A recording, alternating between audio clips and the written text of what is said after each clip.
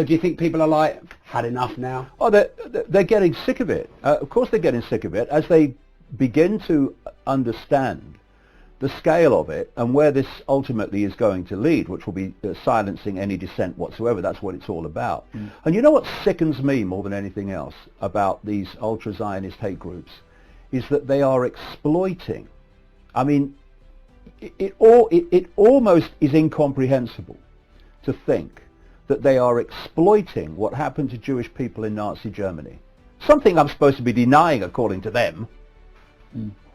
They are exploiting the horrors of what happened to Jewish people in Nazi Germany, and others, by the way, to pursue an agenda of silencing dissent today. That is beyond sickening, turns my stomach. And they need to be called out on it. Because, you know, in terms of me, they've taken on the wrong guy. Because I don't give a damn what people think of me. But I do give a damn about people having a right to have an opinion, even if I don't agree with it. And a lot of people, when they're faced with this, they run or they give up. Why don't you? What drives you, David?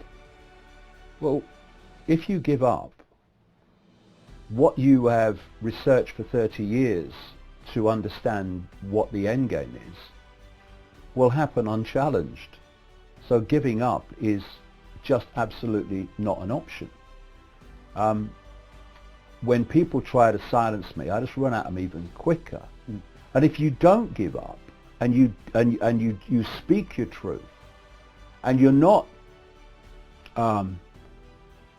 spewing out hatred and all this other stuff, but you're talking about the need to love each other and the need to put down the fault lines that divide us, then it's a power in itself which true hatred, which is that trying to silence you, can't cope with.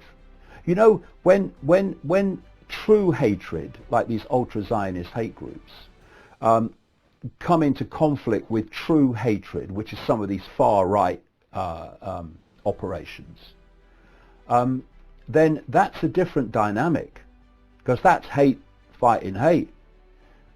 But when hate's trying to silence, or hate trying to silence hate, but when hate's trying to silence someone who's trying to articulate our hatred is how we got into this mess, how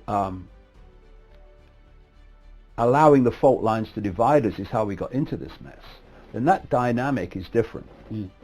And that's why they struggle with me. Because I'm not saying what they claim I'm saying, and they can't make that stand up, therefore, to any proper examination. And that's why they will never debate with me. I've offered to debate with them. I said to them, I will debate all of you together, just me, no problem. They won't do it. Because let me tell you another quick story to show how far this has gone and how disgusting it is. I had a book launch of my new book, Everything You Need to Know But Have Never Been Told. And the first book launch was in Edinburgh, and they tried to stop that. And the owner of the venue, who'd spent a lot of time in Israel, by the way, got a barrister to look through my work to see if what was being claimed by these hate groups was true. He rightly concluded it wasn't. It went ahead. Brilliant. No problem. Spoke in London a few days later at the Troxy venue in London. And again, they tried to stop it, but the owner knew what I was saying, knew what they were claiming was a nonsense. It went ahead. It were great. In fact, there were some people there from these hate groups who heard what I said, saw that it absolutely wasn't racist, but they completely ignore that. On the Friday of the same week, I was due to speak in Manchester. First of all, I was due to speak before at the Lowry Hotel in Manchester as a book launch. All going well, booking taken. These hate groups eventually lie through their teeth to the Lowry, and the Lowry panic and say, oh, we're going to cancel. Then there was a second one, which is some museum. And then they did the same. And then we went to Manchester United, Old Trafford. and explained to them what's been happening. And the people at Manchester United, in the conference area anyway, said, oh no, we're Manchester United, we don't back down to them, to intimidation, no problem. So it went on.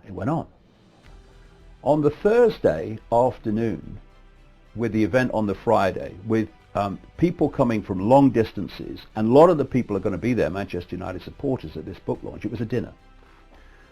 On the Thursday afternoon, my son Jamie, who organises all this stuff, was in conversation with Manchester United for the final arrangements. Next morning, when these ultra-Zionist hate groups got wind of where the venue was going to be, because we kept it quiet because of what happens, they contact Manchester United.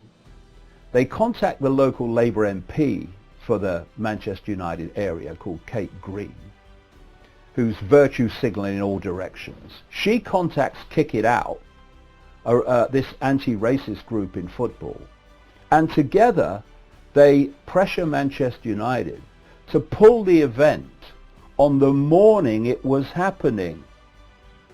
Never mind all those people that had bought tickets for this dinner. Never mind there were people who it was his birthday present for. No matter there were lots of Man United supporters among them. Cancel it. Now here's a question. What does Kate Green, Labour MP, know about what I'm saying? Nothing. Only what the hate groups told her. What did Kick It Out know about what I'm saying? Nothing. Only what the hate groups told them. This is how easy it is to destroy freedom of speech. And I'll tell you one other thing about Manchester. In early 2017, I was due to do an all-day event at the Manchester O2 Apollo. Again, a sellout. And these hate groups approached the Apollo to cancel. Now, fortunately, I have spoken at a number of venues of the same chain. They know what I'm saying. They know the kind of people that come along, and they know what happens. So, of course, they said no. So, and it went ahead. So what this, one of these groups, they're called the Campaign Against Anti-Semitism. This is the worst. It was launched right in the middle of the last Israeli bombardment of Gaza, when the British public were appalled about the slaughter that was going on. And they said to the audience that came to the event, email us with the anti-Semitism and make a complaint to us, and then we'll take it further. Well, of course, there was none. So what the audience did was email them with copies to me, saying, actually, he said the opposite. He said we need to love each other and put down the fault lines that divide us, like race and religion. What the Campaign Against Anti-Semitism then did, it's called the CAA, is ignore those emails, ignore what the audience said that I spoke about, and went to the subsequent venues and told them the same that they told the Manchester venue and previous venues about what I'm going to say. That's the disingenuous manipulation that's going on. And like I say, some of the biggest people that had the biggest consequences from this are Jewish people. And we have to stop running away from these things, running away from talking about them, and just speak the facts. Because if we don't face this, then this grotesque misrepresentation is going to destroy freedom of speech for everybody, because that's what it's meant to do. Okay, so is there a paradox going on here? I realise my need for Facebook and YouTube in getting my message out there, and sometimes feel a bit wronged, maybe not as strongly as you, but certainly I do certainly feel that my reach is getting artificially reduced. So you sell millions of books. You know, you've got 750,000 followers, I think, on Facebook. I'll stop you there. Okay, no, please. 3 years ago, I had about 750,000 followers on Facebook. Yeah. All these years later, with interest in my work exploding, I have about 750,000 followers on Facebook. So something's going on there, you think? That's the algorithms at work, and how the suppression operates. Yeah.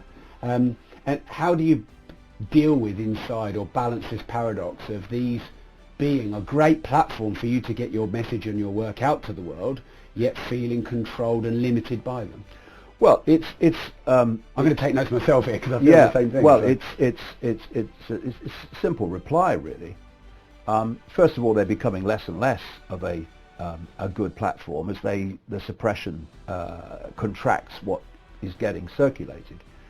But you use the system to expose the system, because the system has the networks of communication. So as best, and dominates them. So as best you can, you have to use the system to expose the system. But in terms of entrepreneurs, and it is starting to happen, you know, what do they say? What's that line? Necessity is the mother of invention, old saying.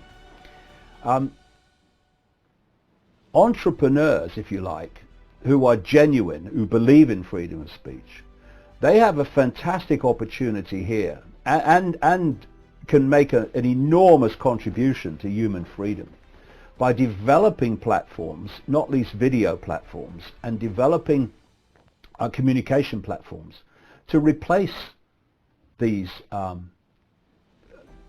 system-controlled operations.